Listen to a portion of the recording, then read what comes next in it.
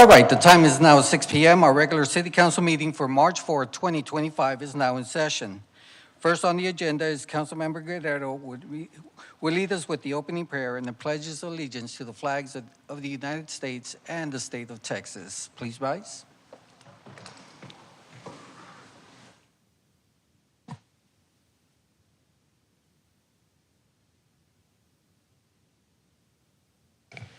Okay, bow your heads. Lord, we ask for strength, courage, and wisdom for each one of us to make the best decisions for our city. Please watch over this entire city council meeting as we all work together towards resolution of existing challenges and issues for the best interests of our residents. We worship you, Lord, and we accept your Son, Jesus Christ, as our Savior. Amen. I pledge allegiance to the flag of the United States of America and to the republic for which it stands, one nation, under God, indivisible, with liberty and justice for all. Honor the Texas flag. I pledge allegiance to thee, Texas, one state under God, one and indivisible. Thank you, Councilmember Guerrero. Before we get started, as a reminder, students who are participating in the Hal Barwin Scholarship are required to sign in on the sheet located in the back. So if you haven't signed up, please go ahead and sign up. For those watching on the internet, can email Ms. Gonzalez at sgonzalez@schertz.com. That's SGONZALEZ@schertz.com so that you may receive credit. With that, we'll start off with our proclamations. Our first proclamation is the Procurement Month 2025. Councilman Guerrero will be reading the proclamation, and if I can please have the representatives join me up here at the podium.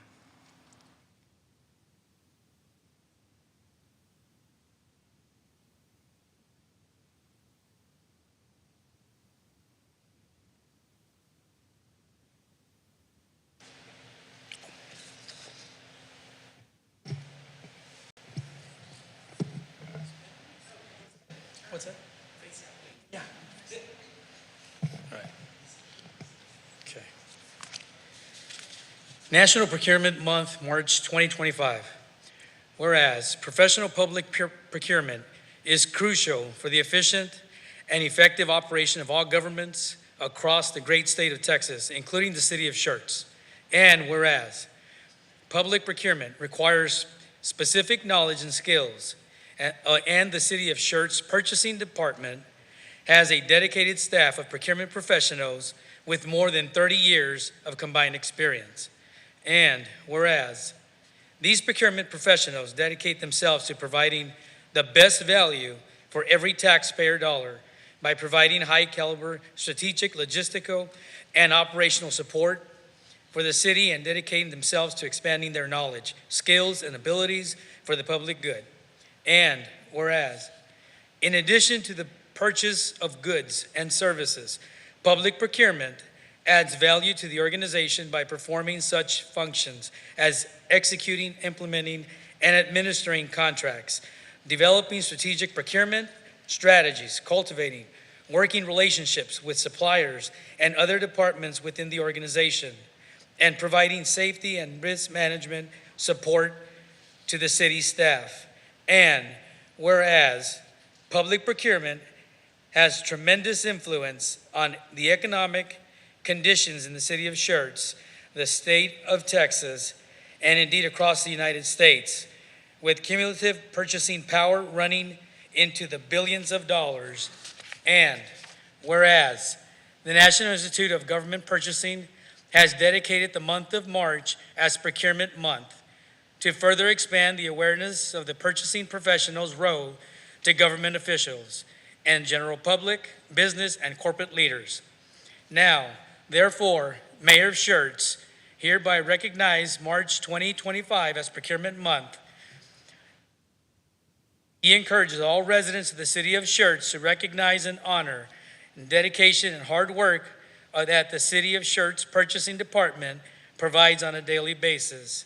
In his testimony, officially and cause the seal of the city of Schertz to be affixed at Schertz on this, the day 4th of March 2025.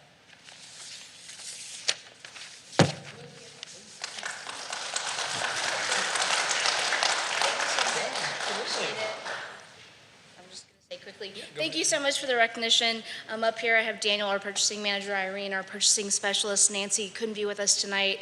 So on behalf of them and myself, I just want to say thank you for the recognition. We appreciate it.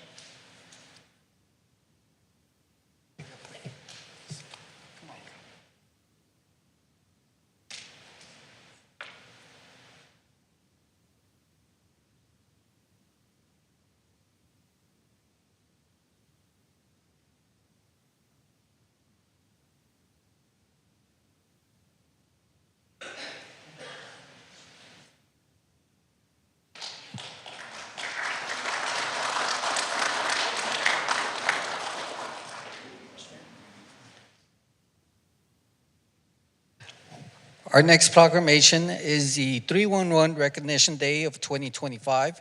Councilmember Davis will be reading the proclamation, and if I can have the representatives, please come and join me up here.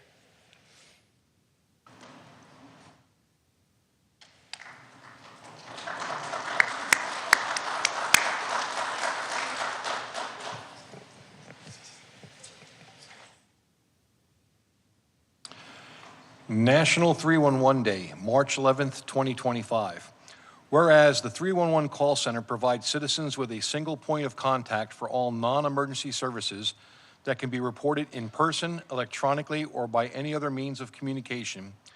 And whereas since the creation of the 911 emergency system, non-emergency calls have slowed operators' response to true emergencies. And whereas in 1996, Baltimore, Maryland adopted the first 311 system, as a way to ease pressure on the overburdened 911 system, the new system freed up emergency phone lines and shortened wait times for emergency calls, helping 911 dispatchers get emergency services to folks that need them more quickly, ultimately saving lives. And whereas the 311 system also invited the citizens to be the eyes and ears of the city while more closely connecting the public sector to its citizens. And whereas the city of Schertz has 311 customer relations representatives who have a combined total of 29 years of experience. Now, therefore, Ralph Gutierrez, mayor of the city of Schertz, Texas, does hereby proclaim March 11th, 2025 as National 311 Day and encourages all residents of the city of Schertz to recognize and honor the commitment, dedication, and hard work our 311 staff provides for the citizens of our great city.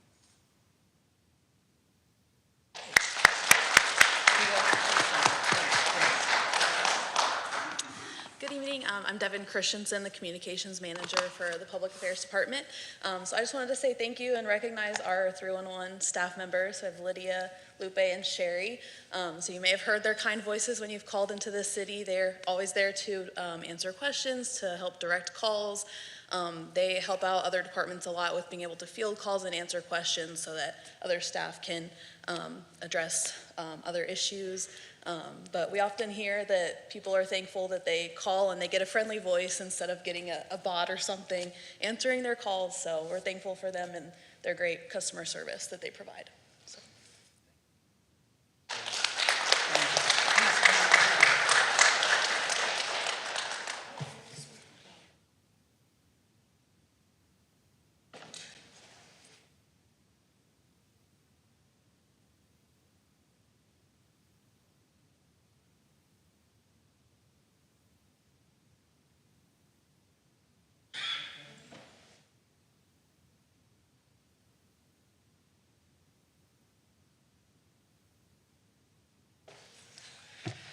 Most definitely, our 311 staff basically gets the first calls when something is happening in Schertz. So they're the first ones in answering those calls, and also they're the ones that receive the individuals coming to our offices. Thank you all so much for everything that you do. Our next proclamation is National Employee Appreciation Day. I will be reading that. If I can please have the representatives join me. Come on up here, please, everyone.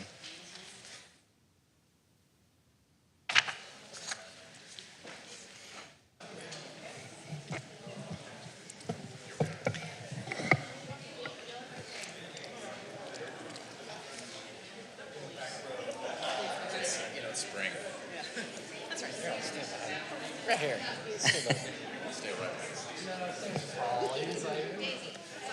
Blend together. Here, stand. I'll Be stand like back your here. shadow. Stand back here. Back through here. This is the City of Schertz Proclamation, National Employee Appreciation Day, March 7th, 2025. Whereas the City of Schertz employees are dedicated public servants who perform their jobs with professionalism, compassion, and pride. Whereas the City of Schertz currently has 463 employees who are responsible for protecting public safety and health, caring for the less fortunate, enforcing laws, safeguarding the environment, the buildings, and maintaining roads, promoting economic growth, licensing professionals and businesses, and preserving our historical and cultural resources. Whereas there are thousands of Schertz residents who benefit from the services provided by each day by the City of Schertz employees.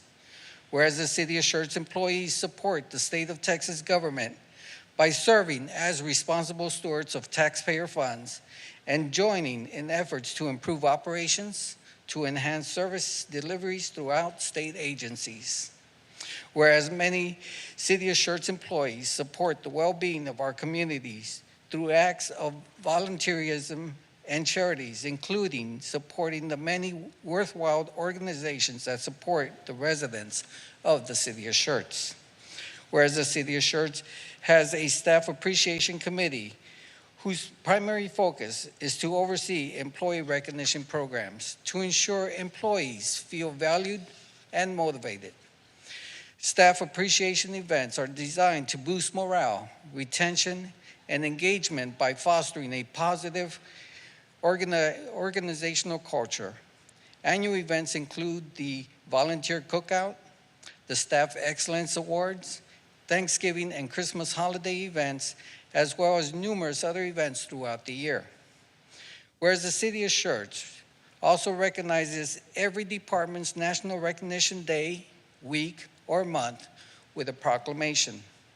Now, therefore, I, Ralph Gutierrez, Mayor for the City of Schertz, do hereby recognize March 7, 2025 as National Employee Appreciation Day, and I encourage all citizens of the City of Schertz to recognize and honor their commitment and dedication that our employees provide to this great community. Thank you all. As you can see the impact that they have in our city. We have close to 45,000 residents, and this is just a small number of people that make our city what it is. And I just want to say thank you all so much. Appreciate it. Steve, mic's yours. Well, thank you, Mayor. I think you said it all. We couldn't have a better staff, and I think we have one of the finest in the state. And thank you for recognizing them.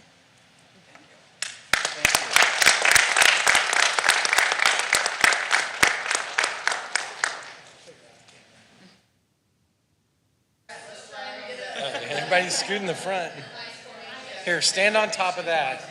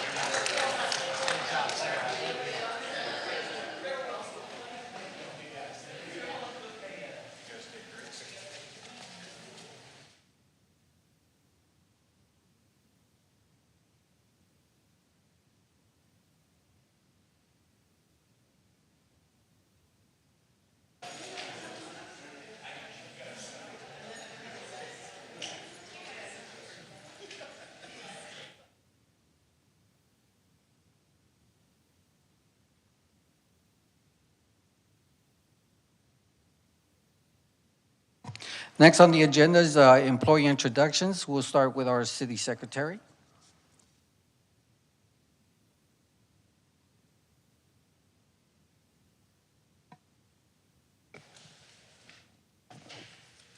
Good evening, Council, Mayor, Mr. Williams.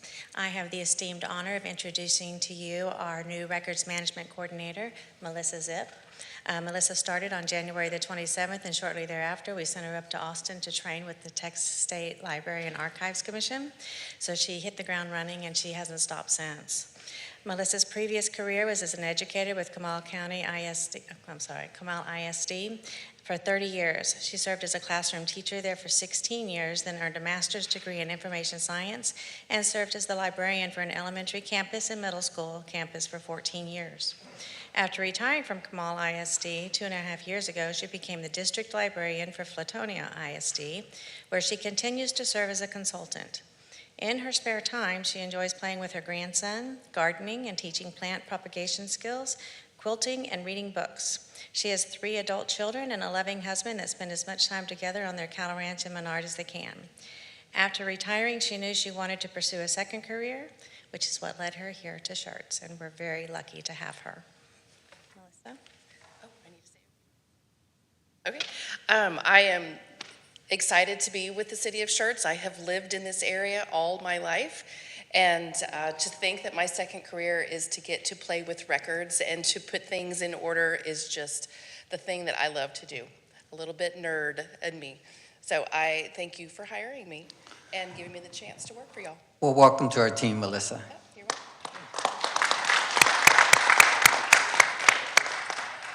Next, we have engineering. Good evening, Mayor and Council. I'm pleased to introduce Robert Mickelson, our newest engineering training in the engineering department. Robert was born in Baltimore, birthplace of 311. I learned something tonight. He spent 6 years of his childhood in Taiwan, and then the rest of it in Utah, kind of about 20 minutes or 20 miles from Salt Lake City. After high school, he spent 2 years doing missionary work in Thailand, so he is fluent in Thai in case anyone needs a translator.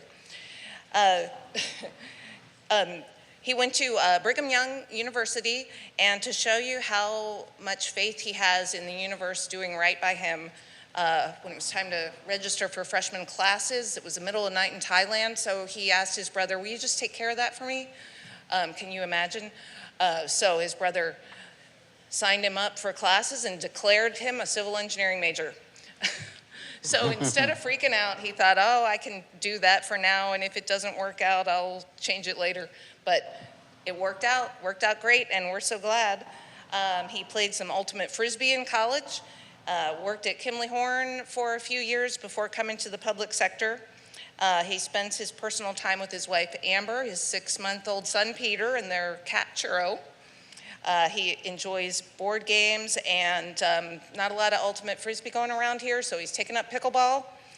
And like I said, he has a 6-month-old, so that's his life. So we're so happy to have him. He's doing a great job for us in engineering so far. Thanks for being here, Robert. Yeah.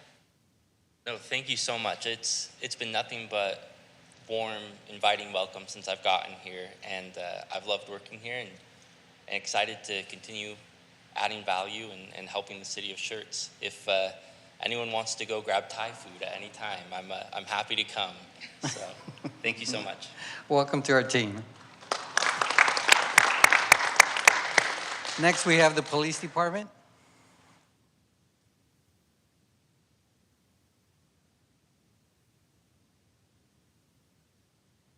Mayor and Council, we actually have 2 for y'all for today. First, we have Officer Hall. He's been with us now for a few months. However, he just graduated the academy this past week, and he was sworn in after he passed the state test. He was a detention deputy with Bexar County, and he made the jump over to law enforcement, so we're glad to have him. A little bit about him: he's been married for 13 years. He has a 10-year-old son.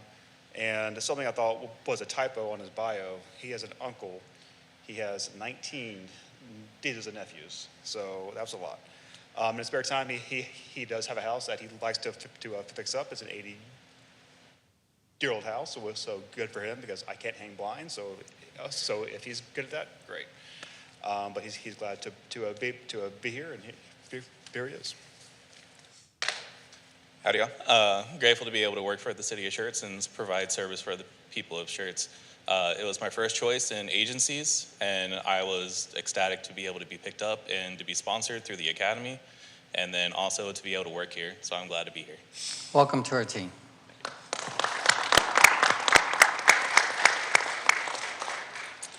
Good evening, everybody.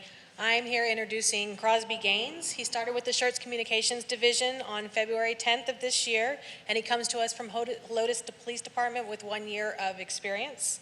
He was born in Austin, Texas, and he attended 3 different high schools growing up. He attended UTSA of San Antonio, where he obtained his Bachelor of Science in Criminal Justice. He and his fiancée will be getting married this year, and they have 1 dog together. Crosby loves to read, write, skateboard, and play ping pong.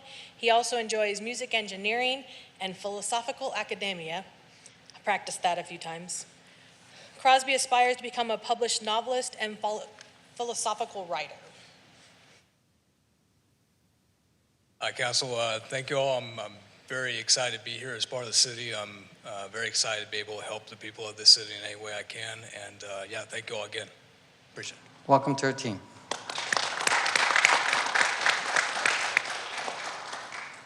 All right, we'll move on to city events and announcements. Announcements of upcoming events. Ms. Gonzalez. Yes, thank you, Mayor. Just a couple of announcements on the calendar here. So Saturday, March 8th, there's 2 events going on. First is going to be the Clean the Creek event. This is the one that was postponed because of the weather. 8:30 a.m. at Cutoff Park. Additionally, around the same time, BVYA is having their opening day. They do have a parade around here at Community Circle at the Johnny McDowell Sports Complex at 8:30 to kick off their season.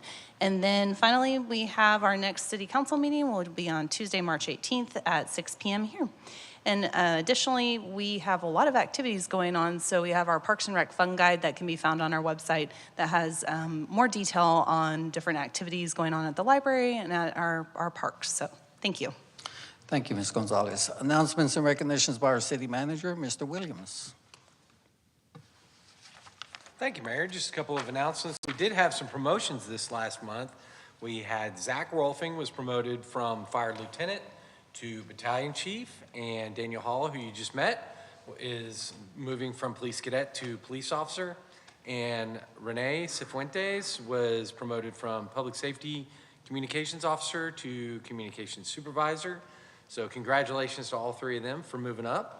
In the library, they received another Excellence in Libraries Award from the TMLDA, which is the statewide library association.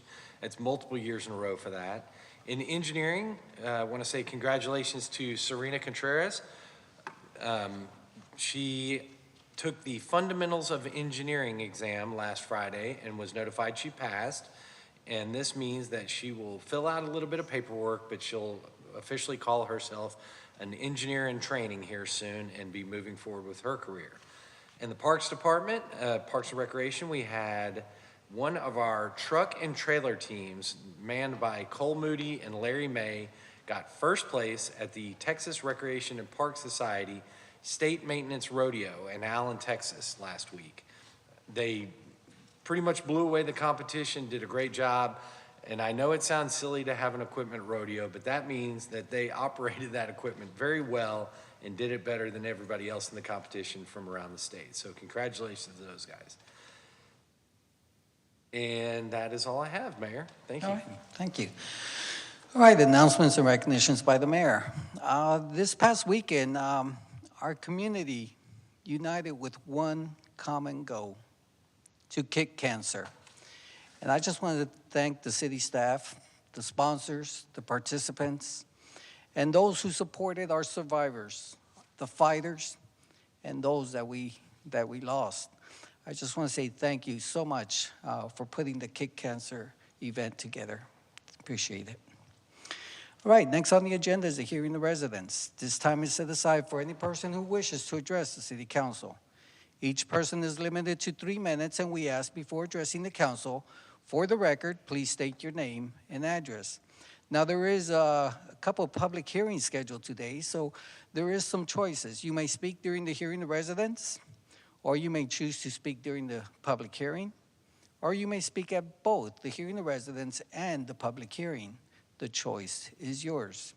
Mayor Pro Tem, please call our first speaker. Yes, Mayor. Our first speaker is Ms. Monica Harris.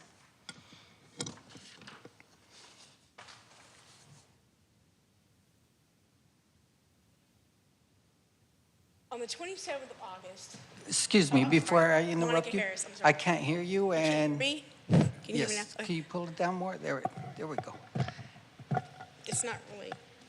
Okay, I'm sorry. Yeah, all right. My name is Monica Harris. I live at 11909 Trail Hollow in Schertz in the Crossvines. On the 27th of August,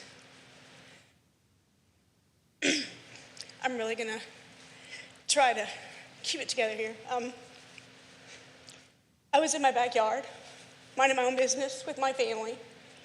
At the time, I had COVID, and I heard a pit bull attack someone. We have a pocket park right beside our house. Small children play there every day. When I heard the dog attack, I heard this lady or this child, I couldn't tell what it was. They were small. If you know about the Crossvines, we have hog wire fences, so you can see through the fences to the road. It was 50 yards from my home. My husband and I went over to where this happened. I went around the corner. My husband got there before I did because, well, I couldn't breathe because I had COVID. I've never had it before. We finally found the victim. It wasn't a child. It was a small, petite lady and her Labradoodle. While we were walking up, I saw a gentleman who has lived there since 2016. I did not know his name. I could not identify him today if I had to. It was his dog. He left that lady on the sidewalk with her dog who had been beaten 8 times by a pit bull. He slowly walked over and picked up the dog. Didn't say anything to the lady, put it in the house and got his car and left. He circled back twice. He came back, and the first thing he said wasn't to me. It wasn't to Misha, who they had hurt. It was to me, lady, what's your problem? I'm a helper. Since I was a small child, my parents said, you help people. I love helping people so much. I joined the Air Force. I was a cop for 21 years. And I want to tell you, I never experienced what I experienced on that day in 21 years of being a law enforcement officer. He got out of his vehicle, and he rushed me and my husband. And I was arrested by Schertz Police Department. I was in jail for 22 hours. I was strip searched. I was forced to take a TB test. Down here in Schertz jail, my shoes were taken from me. I had to walk barefooted in that filthy, nasty jail. 5 cops responded to this guy who lied to the police. He said that wasn't his house. He told me it wasn't his house, it wasn't his dog, he didn't live there, he was a food dog, he was a delivery driver. 5 cops responded to him calling saying I assaulted him. He run rushed and he hit my husband in the back, and he pushed me and me over and said I kicked him. This is unacceptable. We've had 2 people die in Bexar County over pit bull attacks. It took forever for the Schertz to get their dog. This is not acceptable at all. No investigation was done. This is my home. My peace was disrupted and destroyed. And now I don't feel safe here. I don't feel safe in my home. I don't feel safe in this community. I don't feel safe that there are 5 police officers who did not do their job that day. I'm embarrassed to know that I was part of a career field for 21 years, that we have people who wear the badge. I was dehumanized. I was humiliated. I didn't have my medication. I am a 100% disabled veteran. Thank you, Ms. Harris. Appreciate it.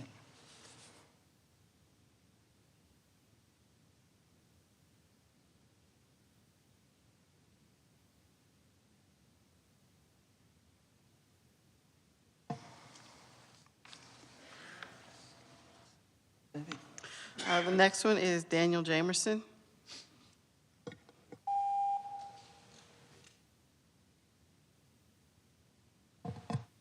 Good evening, Mayor, City Council, City Manager, and all the other city officials.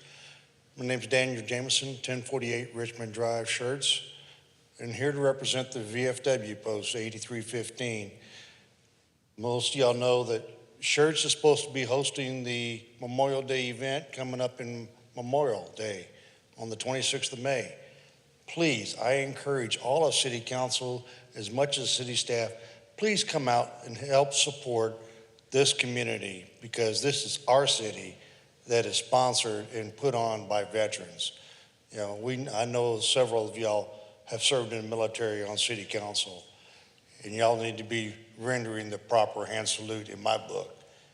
So also on the 15th of March, which is in 2 weeks, Saturday, we have our breakfast here at the VFW. Please come out, get a breakfast.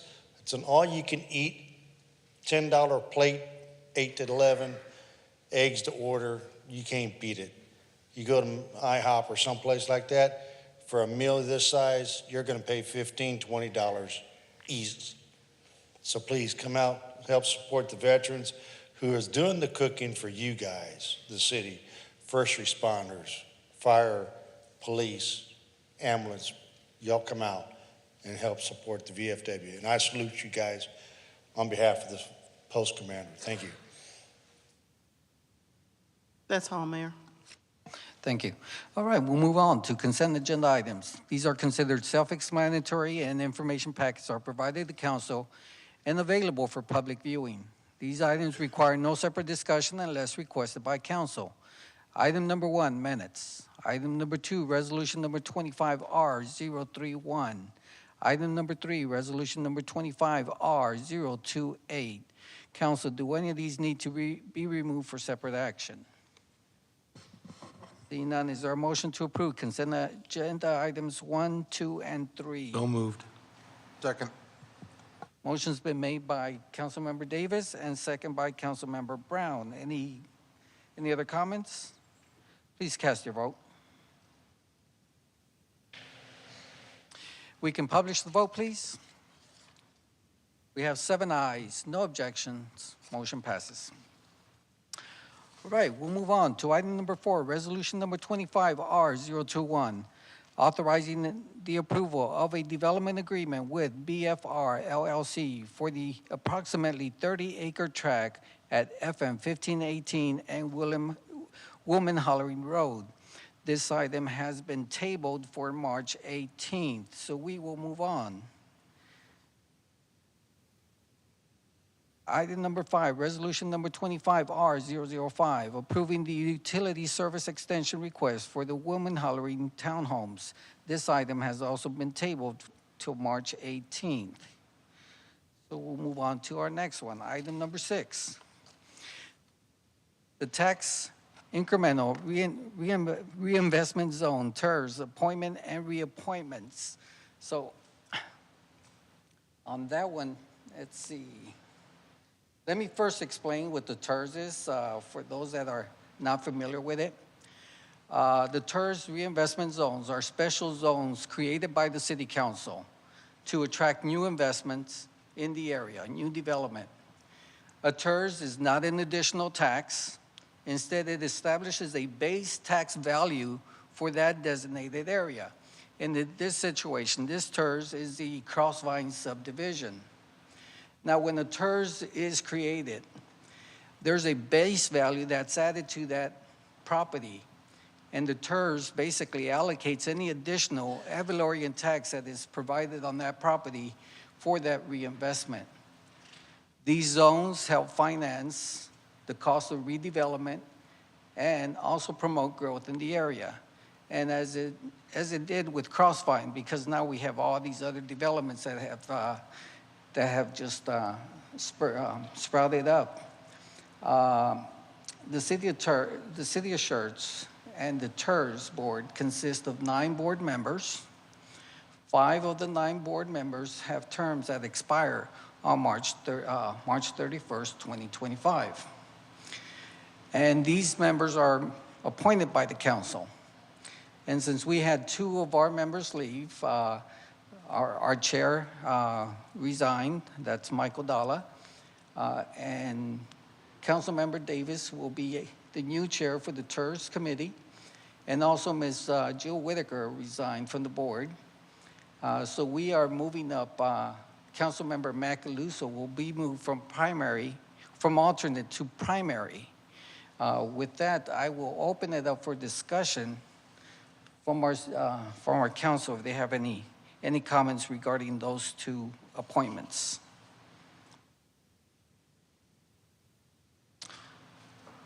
Okay, no comments. So we'll come back with a motion on that one. But I also want to make sure that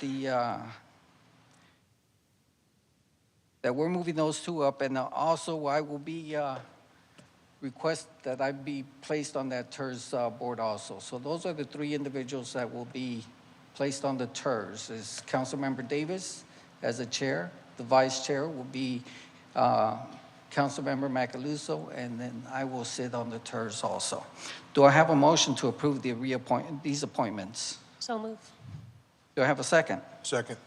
Have a motion made by Councilmember Watson, second by Councilmember Brown. Any discussion? Yes, Councilmember Davis. Yes, Mayor. In our minutes, we also have Mr. McChesney, who's submitted an application for reappointment. Are we going to reappoint him as well? Yes, we can go ahead and amend the, well, we can come back and, go ahead, Ms. James. I apologize, Mayor, if I may. So, as you mentioned on the summary of the TERS board, so the city has 6 appointments for members of the TERS board. Sarah has an appointment. Bear County has 2 appointments, and then the state legislature and the state senator have an appointment, but they don't generally ever attend or appoint folks to follow up on that. A couple of things. So all 6 of the city appointees, their term ends March 31st of 2025, so at the end of this month. As you mentioned, or road reference, so we typically have appointed to the TERS board a little bit different than our regular standard boards and commissions. Again, as you noted, it's a fairly specialized board or commission. Some of the requirements to sit on it are a little bit different than other boards and commissions. And so rather than just open it up for any resident in the community, council's focused on people with kind of a knowledge and understanding of that kind of thing. A few years ago, there was a desire for 3 council members to sit on that board to learn more about it, help guide it, shape it. As you mentioned, Councilman Davis, Councilman at the time Dahl, and then Councilwoman Whitaker. Both Councilwoman Whitaker and Councilman Dahl stayed on the board even after they left council, but have both said they don't want to stay on it anymore. So my impression was the city secretary was trying to get direction from council to see if council members wanted to fill those spots, if Councilman Davis wanted to stay on, if 2 other members wanted to be on. Again, we would want only up to 3, so to avoid an issue with a quorum. And then again, based on whether or not the other members wanted to be reappointed or not, either reappoint them at the next meeting or look for someone else in the community, maybe to have kind of just some new ideas and new vision on that board going forward as well. The thing I would say, though, is that, again, the bylaws of the TERS board dictate how the chair and vice chair are appointed. So really what you would simply be doing is appointing members, if you're looking to do that tonight, of council members to stay on. But I think, again, the city secretary's office may want to see who all's indicated they want to stay on or not stay on, or what council wants to do. So the board will appoint the chair and the vice chair once they're There's an selected. election per the bylaws in January for that. All right, Yes. so we'll leave those empty. Right now, we have Councilmember Davis, Councilmember Macaluso, myself, and Mr. Chesney. So we need 2 more appointees for that board. So I would assume that Mr. Pittenger wants to be reappointed. Okay. Even if he's not turned it in, he again, the membership is a little bit unique, but as the representative of one of the developers or landowners, so I speak confidently to say he wants to remain on the board or commission. I don't know that we've heard back from Mr. Inman, whether or not he wants to be reappointed. We have not heard back from Mr. Inman, so we have one vacancy that we have to fill by our next. If you reappointed Mr. McChesney, Mr. Pittenger, Councilman Davis, and then appointed yourself and Councilman Macaluso, then we would have one to see what happens and go from there. Okay. There was a motion made and second. If you want to withdraw that motion so we can restate it? Was that, Ms. Watson, would you want to withdraw it for a moment? Yes. Okay. All right, the motion has been withdrawn. So let's reinstate the motion. The chair would like to make the motion to appoint Councilmember Davis, Councilmember Macaluso, the mayor, Mr. Chesney, and Mr. Pittenger. And the sixth one will hopefully be appointed by our next meeting, the 18th. We can check next meeting, yes, sir. Okay. Is there a second?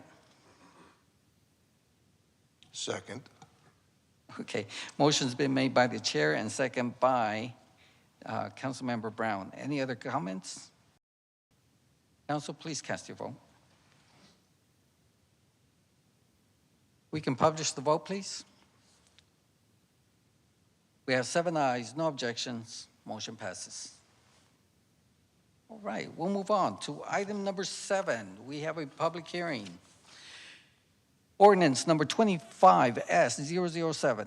Conduct a public hearing and consider a request for a special use permit to allow automotive repairs and service major in General Business District GB on approximately 0.4 acres of land, more specifically known as a portion of Guadalupe County Property Identification Number 121092, located 1,092 feet southwest of the intersection of IH-35, Access Road, and FM 1103, City of Schertz, Guadalupe County, Texas.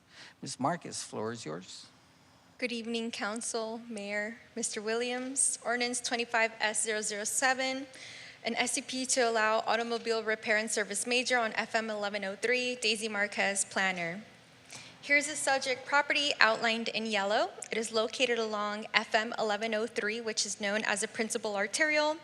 Further up north is I-35. To the north is the Rancho Vista campground that is currently zoned GB. To the south, we have that Mark Roberts subdivision that contains Total True Automotive and Alamo Hanger Supply. And these properties are zoned general business with an approved SUP to allow automobile repair major on that Total True Automotive property. Out the Fairway residential subdivision that is zoned single-family residential R6, and then over here to the west, we have the Riata subdivision that is also zoned single-family residential R6. And kind of just to clarify what's going on here, the subject property that they're requesting the SUP is only 0.4 acres out of the Rancho Vista campground lot. So we sent out 18 public notices on January 22nd. We did receive 2 in opposition, and we published a notice in the San Antonio Express on February 12th, and the applicant put out a notice signed on the subject property. So again, kind of just giving a background on the situation. The applicant is requesting automobile repairs and service major. So this is a list of some of the uses that are allowed within that land use. So this can include air conditioning systems, transmissions for motor vehicles, wrecking and tower service, vehicle steam cleaning, reupholstery, insurance estimations with on-site storage of vehicles, rust proofing, undercoating, customization, and painting. But per the letter of intent, the applicant does custom design and construction, repair, renovation of food trailers, and they also perform some electrical, structural, and fabrication work. So kind of giving a bigger background of this area, the Rancho Vista campground was annexed into the city in '88 with Ordinance 88-822. And at that time, we were giving designations to newly annexed properties as pre-development. And it was platted in '86 as the Rancho Vista campground, and it's been operating since at least 95 per the aerial images I will show you next. And this property is currently zoned general business district, and Although this does not allow for a recreational vehicle park to operate, the GB that is zoned now is what is more compatible with the comprehensive land use plan and its current location on FM 1103. On June 2023, a code enforcement case was brought to the attention at the Rancho Vista campground because they were operating without a certificate of occupancy. But in August 23, they applied for a certificate of occupancy and have since then received one for the recreational vehicle park. So the RV park is a legal non-conforming use. But during that 2023 June code enforcement case, the Alamo Food Trailers and the applicant that's in front of you today was also discovered during that code enforcement case, and they submitted their own certificate of occupancy application in February 24, and it is a legal use and operation since they do not have a certificate of occupancy and they don't have proper zoning. But in December of 30th, 2024, their specific use permit application was deemed complete, reviewed by all departments, and was ready for the Planning and Zoning Commission. So they are trying to come into compliance and doing the right thing to come into compliance. So again, just showing you some images to show you the history of the site. The parcel outlined in yellow is the whole property of the Rancho Vista campground. This is in 95, again, just kind of showing you it's been in operation since at least 95. In 2008, another aerial image. This is that metal building that the applicant currently operates out of. So even though the applicant wasn't in there in 2008, that metal building has been there. And again, 2010, that metal building is still there, and this is the Rancho Vista campground. And in 2021, you can see the metal building is still there and the Rancho Vista campground. So UDC section 21511D, the criteria for approval. Again, this is what we use when we evaluate specific use permits. 1, the proposed use is consistent with the policies of the adopted comprehensive land plan or any other applicable plans. So as you can see from this image here and outlined in yellow, the subject property is designated as local corridor. And local corridor is meant to cater to locally oriented commercial, to be located along medium to high volume collector roads. It's meant to have neighborhoods at the perimeter, but when considering these zone changes, we must look at the scale intensity compatible with the surrounding neighborhood and what's also in the surrounding area. So the SUP to allow automobile repairs and service major is compatible because it is located along FM 1103. That is the only access they have to the property is along 1103, which is that principal arterial. And there is an existing SUP to allow automobile repair and service major to the south at that Total True Automotive. So 2, the proposed use is consistent with the general purpose and intent of the applicable zoning district regulations. So GB is meant to serve the overall needs of the community, and it's meant to be located along principal transportation corridors. And again, this property is located along FM 1103, which is principal arterial, and additional screening adjacent to residential will be required, which includes a masonry wall, a 20-foot landscape buffer, and 1 tree every 30 linear feet. So 3, kind of again looking at the situation that's currently existing. Is this compatible with the general purpose and intent of the applicable zoning district regulations? We have that legal nonconforming use of the Rancho Vista campground. South, we have Alamo Hangars, and we have that Total True Automotive that is Zone GB with an existing approved SUP to allow automobile service and repair major. So we kind of already have something similar to this happening adjacent to the property. And 4, the proposed use will not adversely affect the overall health, safety, or general welfare of the city. So again, this approved SUP is the first step for the applicant to come into compliance. Development applications are still required, and they must meet all site design requirements and building code standards when it comes to moving forward. And 5, the Planning and Zoning Commission and City Council have not provided additional criteria for this proposed zone change. And Alamo Food Trailers is a business that exists at the subject location, but an approved specific use permit to allow automobile repairs and service major is this first step into coming towards full compliance for them.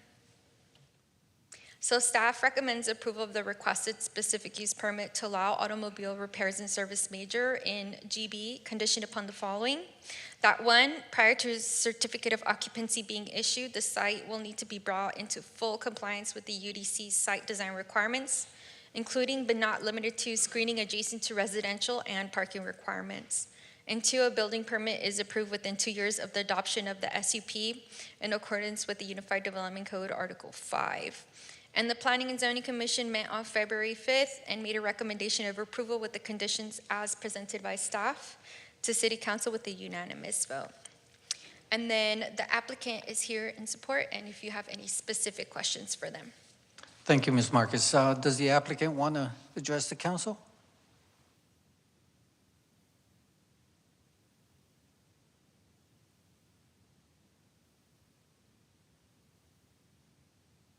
Hello, everyone. Thank you for having us out today. My name is Schertz Santa Cruz, the owner of Alamo Food Trailers.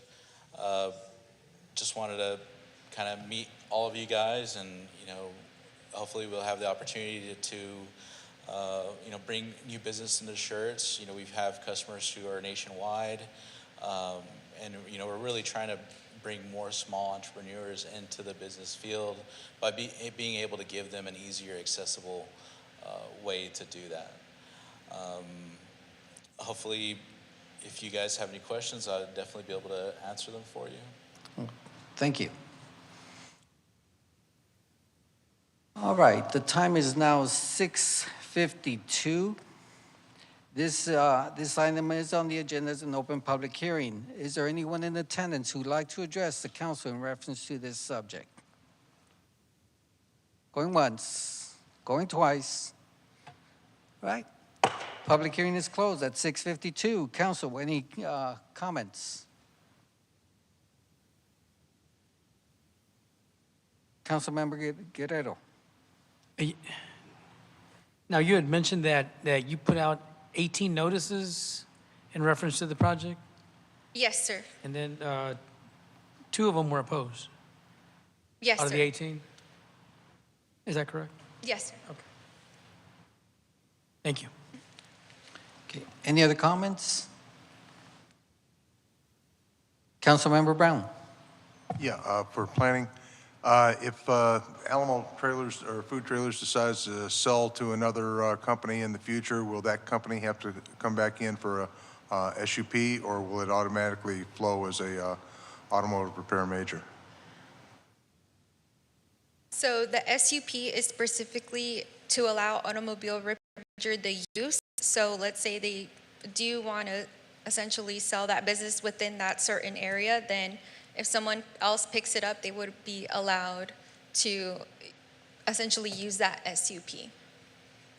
Yeah, I'm just thinking this is great. I don't have anything against the trailer business, but you have Total True right there as well, and stacking that, and then it looks like a Valvoline in the future, right next to that on the other side, according to the owners of that little subdivision. But it's going to be a auto repair strip, I guess. So I just wanted to see how that, if it, like I say, if change of ownership would change the use or require a new SUP. So, okay. Council, any other comments? Is there a motion to approve ordinance 25S007? I'll make a motion to approve. Second. Motion's been made by Councilmember Brown and second by Councilmember Watson. Council, any other comments? Please cast your vote. We can publish the vote, please. We have 7 ayes, no objections. Motion passes. Thank you, sir. Right, we'll move on to item number 8, ordinance number 25S008. Conduct a public hearing and consider a request to rezone approximately 4.3 acres of land from manufacturing light district and single-family residential district R6 to general business district GB, known as Comal County, property identification number 75307, also known as 7444 FM 482, City of Schertz, Comal County, Texas. Mr. Haas, floor is yours. Thank you, Mayor, Council, Mr. Williams. This is ordinance 25S008, zone change from manufacturing light and single-family R6 to general business. Samuel Haas, Senior Planner. So to get our bearings here, the subject property is outlined in green right here. This is FM 482, just to the south. It is approximately 4.3 acres. The address is 7444 FM 482. Currently on the property there is currently on the property there is a residence and an existing business. So on January 23, 2025, a total of 6 public hearing notices were sent out. We've received no responses. A sign was posted on the property as well, and a notice was published in the SA Express on February 12th, 2025. So here is a zoning exhibit of what's currently there and what is proposed. As you can see, it has a split zoning with M1 and R6, and then what they're proposing is to do the whole thing general business. I'll kind of touch in on that on the background here. So last year, the property owner came in to rezone because they wanted to build a bigger home. It was all M1 at that time, so it was a non-conforming use. So they had to rezone that to residential in order to do it. But since then, they've received a potential buyer, a landscaping supply company that would like to open a nursery major on the site. That's going to require a specific use permit subsequently. So that is why they have come back for the general business proposal. Just to get some comparing what's currently there and with the lot sizes, setbacks, and some of the impervious coverage, you can see what's proposed. The 10,000 square foot minimum lot size, width and depth are 100, setbacks are 25, and then the max impervious coverage is 80% for general business. So when staff is looking at zone changes, we look at UDC section 2154D, and I'll just read these off to you one at a time. So whether the proposed zone change implements the policies of the adopted comprehensive land plan or any other applicable adopted plans. So the comp plan designates this area as a mixed use center, which is intended to integrate residential, commercial, entertainment spaces, typically along significant transportation corridors. This proposed zone change does align with the comp plan, as that commercial component of that definitely falls within the mixed use center designation. And as you can see here, this mixed use is all in this area, and the subject property is outlined in yellow there. Number 2, whether the proposed zone change promotes the health, safety, and general welfare of the city. So the city should encourage development compatible surrounding uses. The surrounding area is mostly open space, rural residences. There's a middle school right across the street, and also just to the west, there's some properties zoned for apartment multifamily and also general business. So while this area is largely zoned for industrial uses, it's evolving to function more like a neighborhood, something staff took into consideration. So this zoning is consistent, and it also helps minimize the conflict among uses, as the split zoning of the property versus the single zoning is a little bit more preferred. And here, as I was saying, this is just kind of another aerial. This is the Danville Middle School here. You can see that this property is zoned for apartments, and then just right here on FM 482 as well, there's going to be there's a general business zone property as well, so kind of more consistent with that. Number 3, whether the uses permitted by the proposed zone change will be consistent and appropriate with existing uses in the immediate area. So again, reiterating the immediate area being school, rural residences, open space. The permitted uses within general business, this is just kind of a short list. It's not an extensive list, but some of these permitted by right: bakery, bookstore, farmer's market, pet store, restaurant, tavern. This proposed zone change and the uses that are allowed within that zone change are appropriate within this area. And number 4, whether other factors are deemed relevant and important in the consideration of the amendment. So Schertz Fire, EMS, and police have been notified of the zone change request, have provided no objection. The proposed zone change to general business aligns with the comprehensive land plan. It's consistent with what's in the immediate area. Staff is recommending approval of ordinance 25S008, and the Planning and Zoning Commission held a public hearing on February 5th, 2025, and made a recommendation of approval with a 7-0 vote. And the applicant is here, but if you have any questions. All right. Would the applicant like to address the council?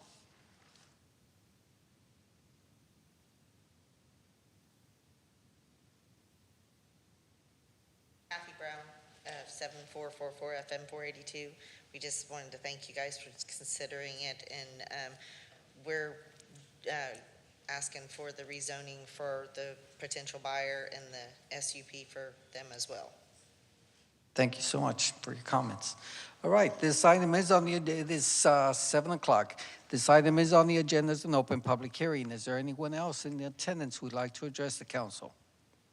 Going once, going twice. All right, public hearing is closed at 7 o'clock. Council, floor is open for discussion. Councilmember Davis.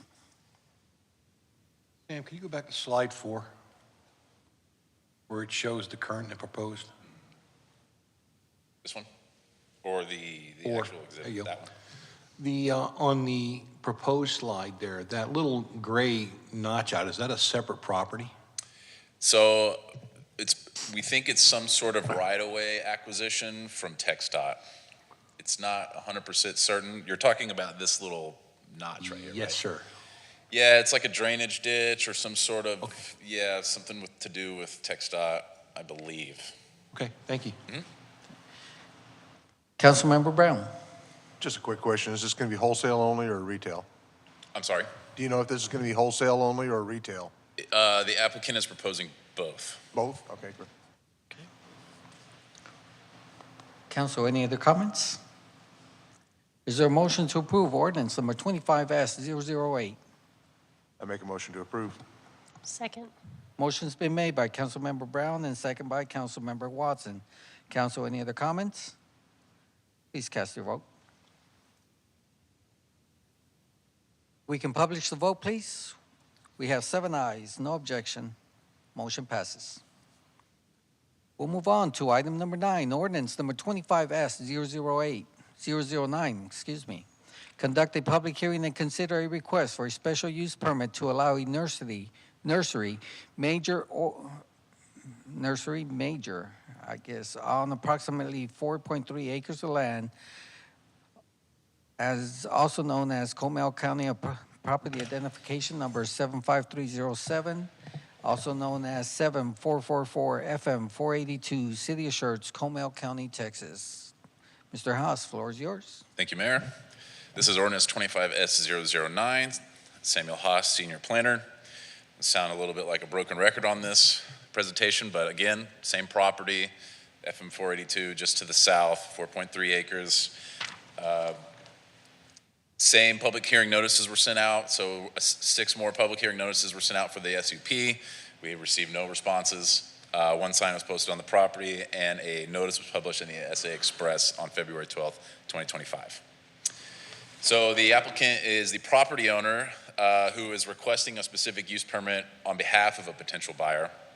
The buyer is a landscaping supply company that would like to open up a nursery major on the site.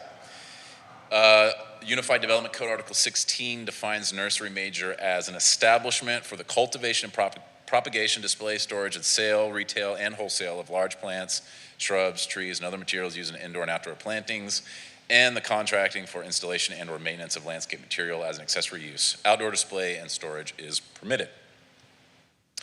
So staff uses the criteria in section 21.511D for specific use permits. And number 1, the proposed use at a specified location is consistent with the policies of the adopted land plan, comprehensive land plan, and any other adopted policies. Again, this specific use as a commercial retail is appropriate for the mixed use center. And as you can see here, that designation as well. Number 2, the proposed use is consistent with the general purpose and intent of the zoning district. So the UDC defines general business as intended to provide suitable areas for the development of non-residential uses, offer a wide variety of retail and service establishments, and the businesses are usually located along principal transportation corridors. So the nursery major does meet the intended use for the general business district, and also FM 482 is classified as a principal arterial in our master thoroughfare plan. Number 3, the proposed use is compatible with and preserves the character and integrity of the adjacent developments and neighborhoods. So the adjacent developments, again, there's a school, there's rural residences, there's a lot of open space out there. Just down the street is Casa Verde Farms, which is a similar use. It's only a half mile to the southwest on FM 42. So due to these factors, the proposed use is compatible with the area. Number 4, the proposed use will not adversely affect the overall health, safety, and general welfare of the city. So the similar uses in other part of the Schertz indicate no inherent adverse effects. There's a large nursery on I-35 adjacent to residences. Again, Casa Verde Farms is in the area. The location of the subject property is largely rural and open space, and so the impacts of the proposed use are minimized because of that. And again, Article 9 of the UDC is in place to help mitigate any potential conflicts. And number 5, whether other factors are deemed relevant and important in the consideration of the specific use permit. Schertz Fire, EMS, and police have been notified of the specific use request and have provided no objections. So staff is recommending approval of the specific use permit as it is consistent with the comp plan. It meets the intent of the zoning district. It's consistent with the surrounding area, and it does not adversely affect the health, safety, and welfare of the city. Staff is recommending approval of ordinance 25S009 condition upon the following. Number 1, a building permit is approved within 2 years of the adoption of the SUP. And number 2, staff is recommending that the applicant is not required to build the 8-foot masonry wall that is required per UDC section 2197D 14BII. It's a mouthful. Provided the applicant increases the landscape in the 20-foot buffer surrounding the property. So in 2197D, there are requirements that when you are adjacent to a residential use or zoning, that you have to put up an 8-foot masonry wall if you're a commercial function, an 8-foot masonry wall, and then a landscape buffer after that. That's there with the intent to protect residences from things like large businesses, gas station, things of that nature. And staff feels that that is not necessarily appropriate in this area given how rural it is. And the applicant has also provided emails one email from from a neighboring landowner saying that they're more partial to just a chain link fence rather than a large masonry fence. So applicant is proposing that we put this condition on there that they're not required to do that. And again, the applicant is here if you'd like to make any comments. Would you like to add additional comments? Okay. If there's any questions, we'll address them then. All right. This is an open public hearing. The time is 7:03, right? No, 7:08. I'm sorry. 7:08. This item is on the agenda as an open public hearing. Is there anyone in attendance who'd like to address the City Council? Going once. Going twice. All right, public hearing is closed at 7:08. Council, any comments? Seeing none, is there a motion to approve ordinance number 25S009? Motion to approve. Second. Motion's been made by Councilmember Brown and second by Councilmember Watson. Council, any other comments? Please cast your vote. We can publish the vote, please. We have 7 ayes, no objections. Motion passes. We'll move on to item number 10, ordinance number 25S010. Conduct a public hearing and consider an amendment to the City of Schertz Comprehensive Plan to incorporate updated water and wastewater master plans. Ms. Woodley, floor is yours. Hello again, everyone. Is that the right one? There we go.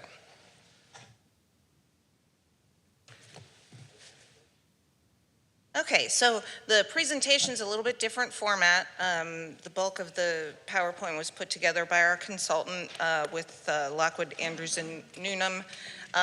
You're going to see generally the same presentation next week when we have the public hearing about the land use assumptions, capital improvement plan, and impact fee update for water and wastewater.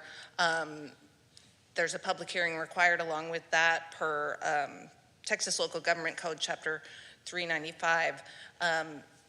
And so we're kind of doubling up on this, but they're both very important documents, and this one does come first. We need to update our water and wastewater master plans. So we're going to go through the land use assumptions, the methodology for identifying the projects on the master plans, and have time for questions, of course. So as far as land use assumptions go, we've been working on this project for quite some time. The basis was originally the 2018 land use plan map. The latest comp plan, the amendment that was just done, was not available yet. It was modified based on subdivision development information that we provided to the consultant as of April 8th, 2022. It's assumed that that developments in place will remain in place for the 30-year planning period. New growth will expand away from the city center, and development pressure along I-35 corridor and from new brownfields will result in development at higher densities throughout the northern portion of the city. The territories that were under delayed annexation agreements would be annexed by 2025. Some of this, as we were wrapping things up, things overlapped in time, so it seems a little bit odd, but the annexation of those territories did occur last summer. It was also assumed that the CCN boundaries that are in place now will remain in place for the 30-year planning period. Those do shift here and there over time, but it's not expected that any of that shifting will have any significant impact on the projects in the master plans.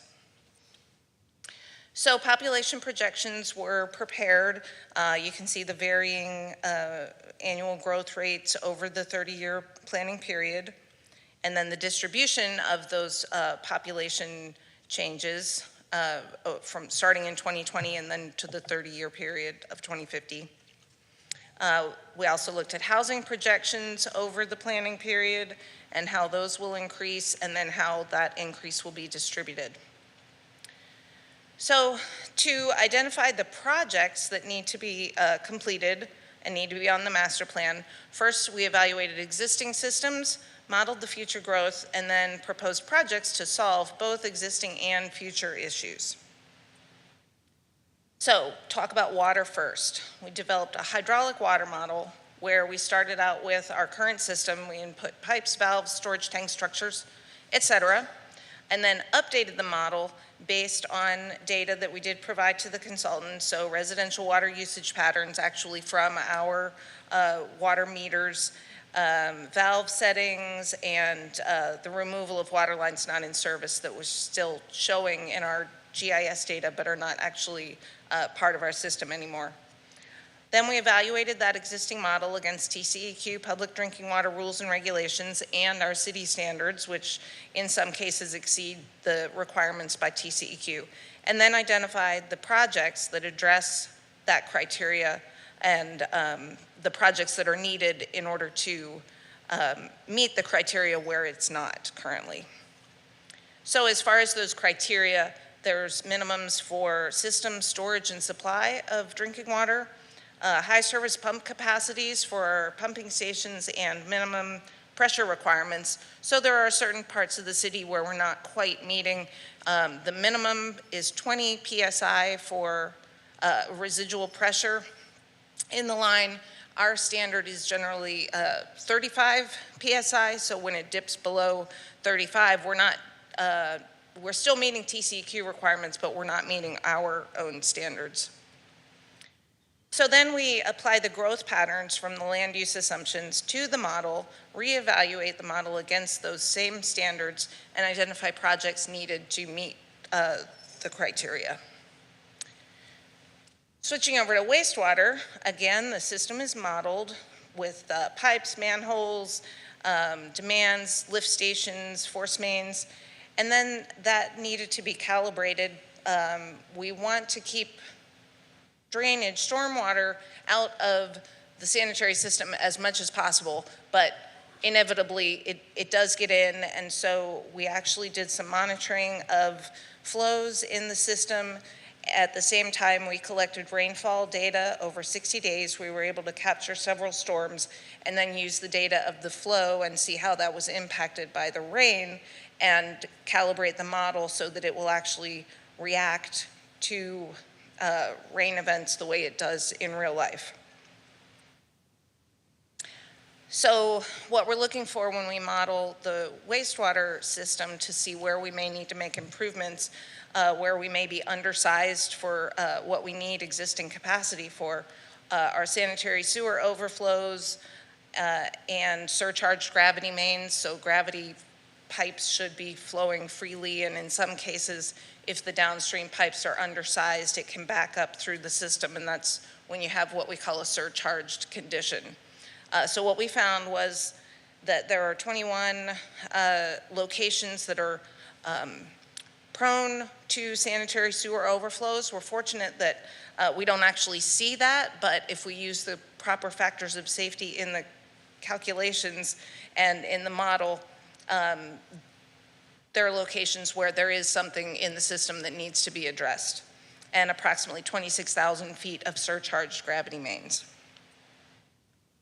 So that's looking at our system as it is now with the existing users.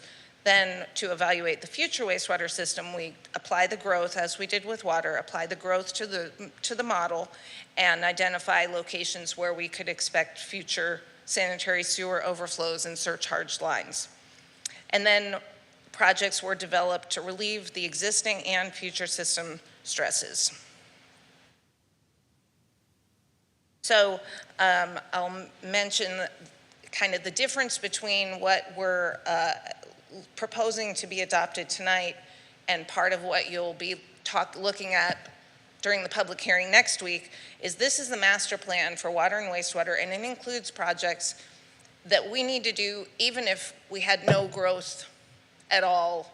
We've got some undersized lines, we've got aging lines, we've got operational improvements that can be done to the system.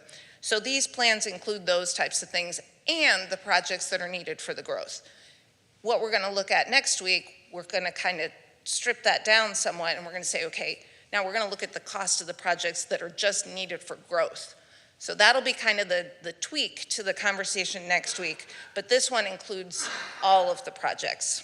So for operational improvements today and to attack growth for the 30-year planning period.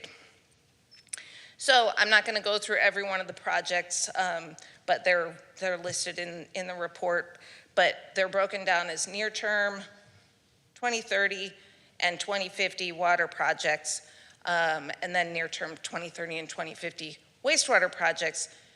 They may shift around over time depending where development comes, where system segments of the system that are currently undersized may have more stress than what's predicted. So the timing of these might shift, but in general, they're timed out to address the growth, the system needs based on the growth that we expect. So the graphic representation of the updated water master plan can be seen here. So the red lines are projects that are necessary. And then the same thing, near term, 2030 and 2050 wastewater projects. And graphically, you can see it represented here. And I think, yes, that is it. Thank you, Ms. Woodley. All right, this is on the agenda as an open public hearing. Is there anyone in attendance who'd like to address the council regarding this subject? Time is 7:19. Going once, going twice. Public hearing is closed at 7:19. Council, questions?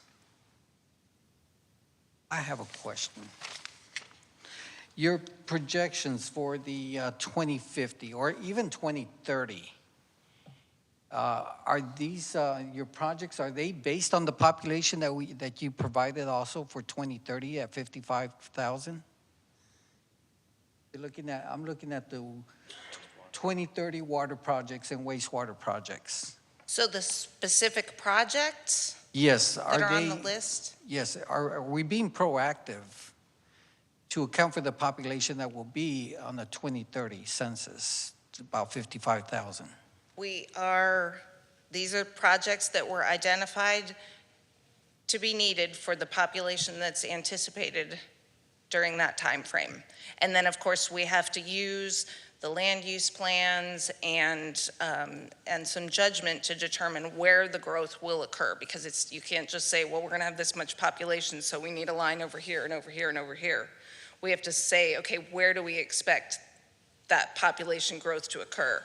And so that's why when I went back to show, the consultant looked at the distribution of the growth and then where we may have some holes in our system where we're going to need more service in certain parts of the city.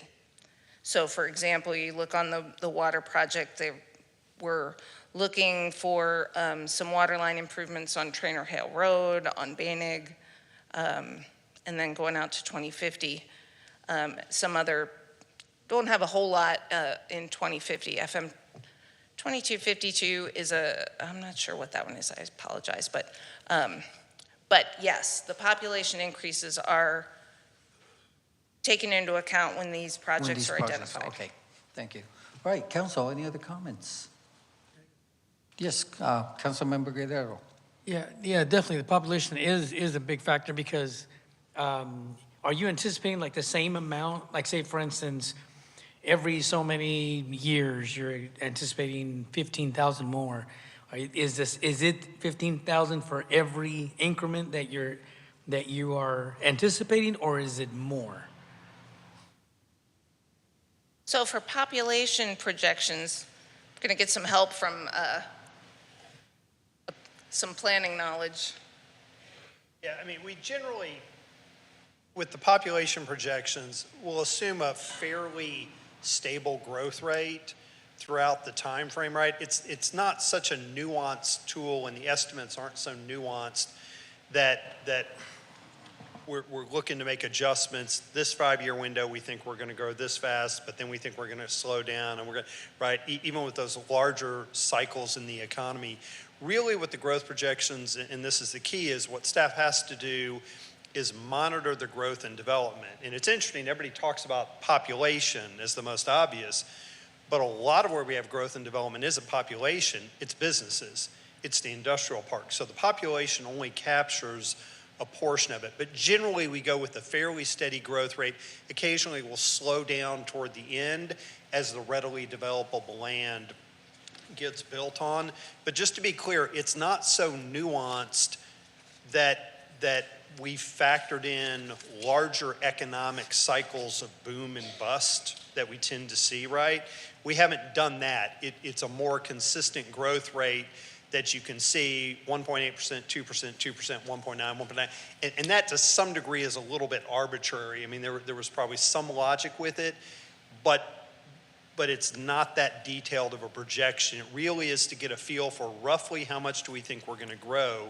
But the key for staff, as I think Kathy said, is we have to keep up with that growth. So for example, you know, our estimate may be 55,000 at the 2030 census. To be really frank with you, we're probably going to be closer to 50,000, if that, based on where we stand today and what we've seen as our growth rate. Again, it's picked up this past year, but prior to that, it was even slower than that. So it's just not that nuanced.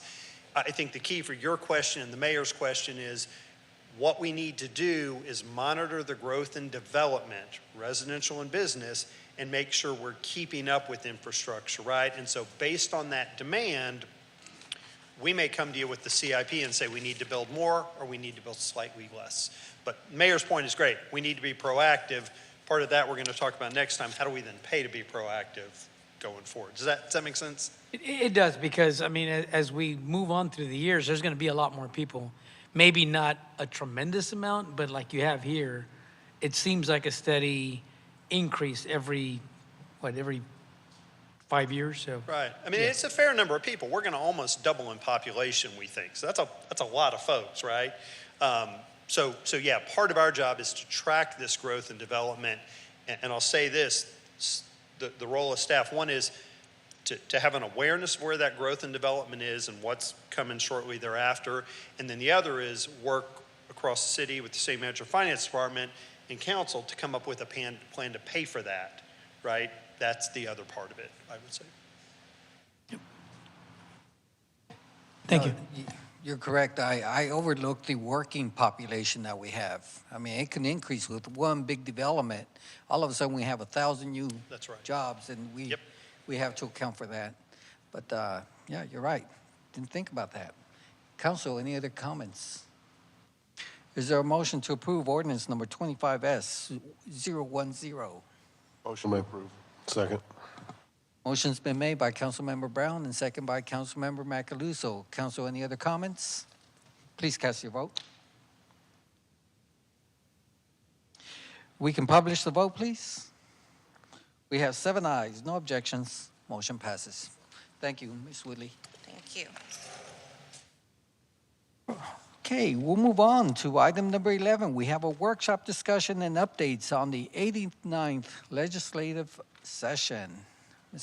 Ms. Kepler. Yes, good evening, Mayor and City Council. Linda Klepper, Director of Public Affairs, and I'm here to give you guys an update on our 89th legislative session. And, okay, I did not upload my PowerPoint. I apologize. To get in here and do that. Oh, wait, I know how to do this.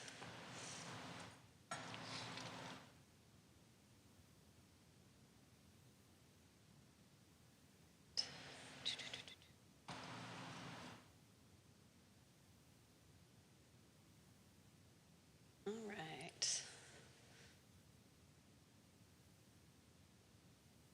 Full screen.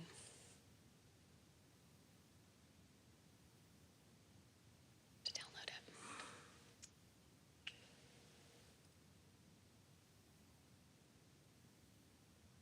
Jeez, I should have had this up and ready to go. All right, so I'm here to talk about the 89th legislative update, or legislative session update. Just to give you guys an overview on key dates. So the session begins January 14th, or it began January 14th. However, pre-filing for bills began November 11th. So starting in November, you would start seeing bills coming through. The session opens January 14th. Right now, we are in the filing period until March 14th. So next Friday is the filing deadline for bills. They are still being filed today, and they will be continued to be filed all the way through next Friday. In April and May, end of March, all the way through that time period, they will begin having committee meetings and public hearings as they consider the bills and they move them through the process. And then June 2nd is the last day of the legislative session. I think they say that's sine die. That's the way they say it. So the legislature, something to keep in mind, they cannot pass bills during the first 60 calendar days, so that January 14th through March 14th period, unless the governor declares it an emergency item. So the emergency items declared by the governor, they're able to take action on, but they cannot pass any other bills. Now, there are some bills that have been filed that are already making their way through committees, and we've seen that pick up in recent weeks. So just to give you guys an overview on the governor's emergency items, I have the ones highlighted that mostly pertain to us. Property tax relief is a big one. And looking at number 2, the banning local loopholes that allow tax hikes without voter approval, and then that other one, 2/3 voter approval being required for any local tax increase. And then looking at water infrastructure investment, that's being talked about a lot this session. And then there, of course, he has teacher pay raises, expanded career training, school choice, bail reform, and then create a Texas Cyber Command. The lieutenant governor's priorities, so these might be a little different. They might also echo the governor's. He presides over the Senate, and so he directs the Senate to reserve these bills for his priorities. He said there was going to be 40 priorities. They've only released 1 through 25. I'm not sure if we'll see the 15 or if these are enough to keep the Senate busy. So Senate Bill 7 and Senate Bill 8 have not been filed, and neither has Senate Bill 14. Senate Bill 15 today was filed, actually.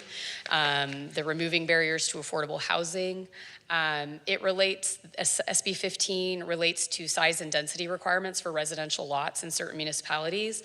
This was just filed today, but I was looking at it and it does not seem to apply to our city. It is cities greater than 90,000 in population that are also in a county of 300,000 or more. So we are under 90,000 in population, so it does not seem that it would apply, but I still need to look at this a little bit more closely because it was just filed today. And then SB 19, the Stopping Taxpayer Dollars for Lobbyists. This one was filed and went to the Senate committee this past Thursday, the 27th. And it was left pending in committee. So it's still in committee, it's not moved on. When I was looking at the minutes from the committee meeting, because we were actually attending the NEP visit to the Capitol that day, but when I looked at the minutes of the meeting, it looked like there was a committee adjustment or a committee bill that was filed that might be a little different than the way this one was filed, SB 19. So we'll get into that a little bit more in the next few slides. So just to recap, I'm going to quickly move through this section. This is essentially just our legislative platform, our legislative agenda, fiscal responsibility and revenue protection, infrastructure and sustainable development, local control and governance, economic growth and business development, and then advocacy and municipal representation. So these are the buckets essentially that all of our priorities fell into, and so that's what we're keeping an eye on. I'm going to give you an update on the 89th session and what's been filed so far. This information on the presentation was as of February 24th. However, as of the end of last week, those numbers have changed because bills continue to be filed every day. And so now it looks like the House has filed over 1,000 bills that are related to cities, and the Senate is at about 540 bills. And again, that number is going to continue to grow. And so, as I said, that's as of last Friday. There's been more that have been filed since then. And so we're not done yet with the session. They do anticipate, TML, when I was speaking with them, they anticipate that it will have, they will have the same amount of bills, if not a little bit more than were filed last session. So looking probably about 2,000 bills that would be related to cities. We've met with several of our representatives. We've had some great discussions with them over our legislative priorities and specifically the DVHS exemption and the impacts it has on our community and in the area. We just took our NEP legislative trip on Thursday, and we spoke to several representatives from Senator Campbell's office, from Representative Kerry Isaac's office. Representative Lujan was there and his chief of staff as well. And then we had Representative Schoolcraft's chief of staff. And so we got to speak with them and share the importance of finding a way to fund the DVHS exemption for cities who are disproportionately impacted. So I'm going to go through a few bills. Now, this is not a comprehensive list of everything that we are tracking. I'm tracking probably close to 50 bills at this point, and there could be more that are maybe more department specific that departments are tracking as well, but there are a lot of bills. I'm going to kind of go over some highlights and key points. First, we'll talk on the DVHS exemption, and before I kind of get into the bills that have been filed so far, I'm going to make you guys aware that the comptroller of Texas, Comptroller Hager, he has requested essentially what would be like what we consider an expanded program request. He is asking for $50 million in addition to the $19 million for additional funding for DVHS in the budget, for the biennium budget. And so you can look at the Senate Finance Committee on January 29th, the video where they're discussing that request. There's a lot of discussion that happens on it. It's good discussion. And I can send council a link to that video if you guys wish. It's pretty quick watch. It's about an hour and 15. And they're speaking specifically on this portion. A lot of the senators on the Finance Committee weigh in. They understand the challenges that this exemption presents to communities like ours, where a lot of veterans like to call our community home. And so they seem like they understand the issue and that they're maybe willing to do something about it. So we will see if that 50 million ask gets approved, and then that would put 34 million for 2026 and 34 million for 2027. That is the number that was requested last year for the cities who currently qualify. So you have to be adjacent to a base right now, and that was the number that everybody requested, and they think that that number would get the qualifying cities 77% of their loss back. Right now it's about 27%. So it's not nothing, but it's not the full bill. And then getting into that, we have several bills here which would impact that pool of money as well as maybe other revenues. And so HB 244, HB 1383, and SB 247 all relate to who qualifies, what government entities qualify. So this would expand who would qualify, right? You wouldn't have to touch a base, but maybe you're located in a county where a base is located. And so that would open it up to several other communities who don't currently qualify, and therefore maybe we get a smaller portion of the aid. We wouldn't maybe get that 77% that the state is trying to fund. HB 2032 and SB 1126, it seems like it would expand the benefit a little bit. So I think the requirement would be if you're above 10% disabled veteran, but below the 100%, that you would get some sort of percentage equal to your disability exempted from your property value. So some sort of percentage of your home appraisal. And so that would expand it. And then HB 1932 would extend the full 100% exemption to anybody who is at least 60% or more. And so again, that would add more folks, more veterans to the exemption, which would create more revenue loss on that. Other bills that we're tracking, so we've got SB 640. This would put some restrictions on CO bonds and how cities can use those. The bill was referred to local government committee on February 3rd, but it has not been heard in committee. House Bill 1453 is similar in restricting how cities can use local debt. That one's not been referred yet.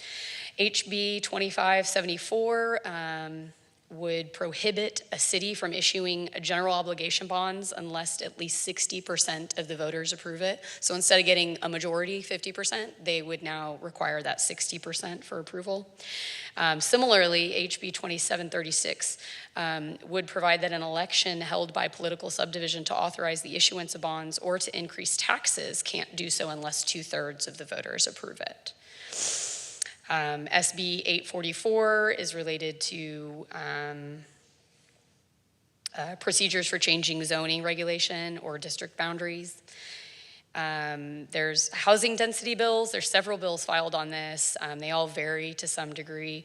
HB 878 is the density preemption and ADU regulation. SB 673, that one was actually referred to local government committee on February 3rd. That's also regarding accessory dwelling units and restricting how cities can regulate that.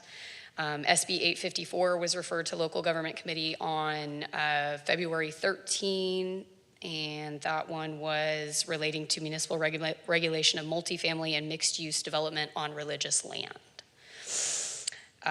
They also have a shot clock bill again in there, HB 987, relating to the issuance of municipal building permits. And then both SB 878 and SB 1143 have been referred to the Economic Development Committee. In different ways, they relate to economic development. One is about incentive agreements, and then one is about planning, notification, evaluation requirements with respect to workforce development programs. And then, as I mentioned, SB 19, which is again one of the Lieutenant Governor's priorities, and it's one that's already been heard in committee. It was left pending in committee. That's relating to the use of political subdivision of public funds for lobbying and certain other activities. I think as SB 19 was written, I think TML was going to be okay, but there could be some changes that come about from that being in committee, and also something we need to keep an eye on. HB 416 relating to the deadline of performing various functions in connection with ad valorem tax system. So this would, normally the tax rolls are due to the city at the end of July. This would push it to the end of August, which then would compress the time cities would have to put together a budget and establish a tax rate based on those tax rolls. So. HB 698 relating to abolishing ad valorem taxes and the creation of a joint interim committee. I think this is something that moved into committee today. And so this will be something that we're watching for the long term. This is a joint committee that would be formed that would have to report after several years on their findings of how, if they wanted to go this route of abolishing ad valorem taxes.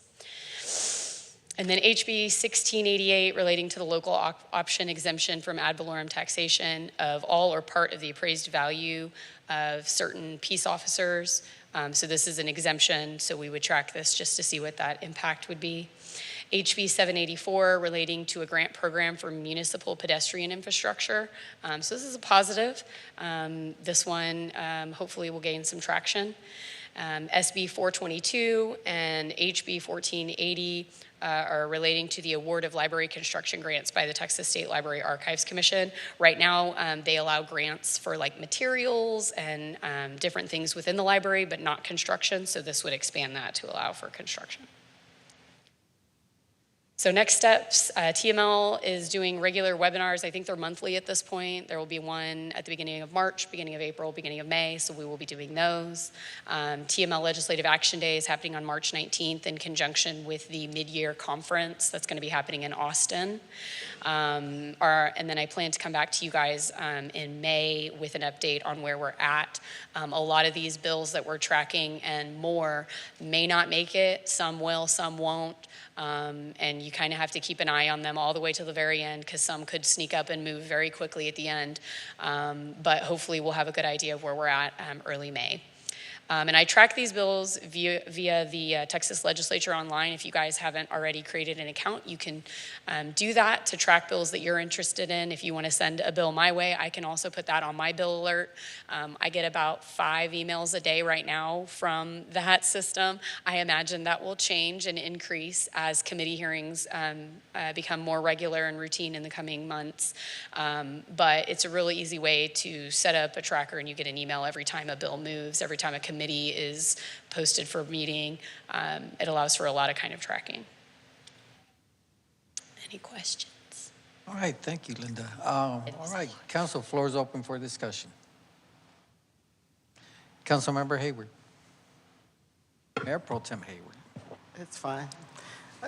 I just want to say thank you so much for doing what you do. I know it's a whole lot and getting involved in that. I also want to give you kudos. There were several people that said that they loved the way you presented with the NEP and all of the disabled veterans exemptions, and they loved your flyer. So kudos to you for that job. Well done.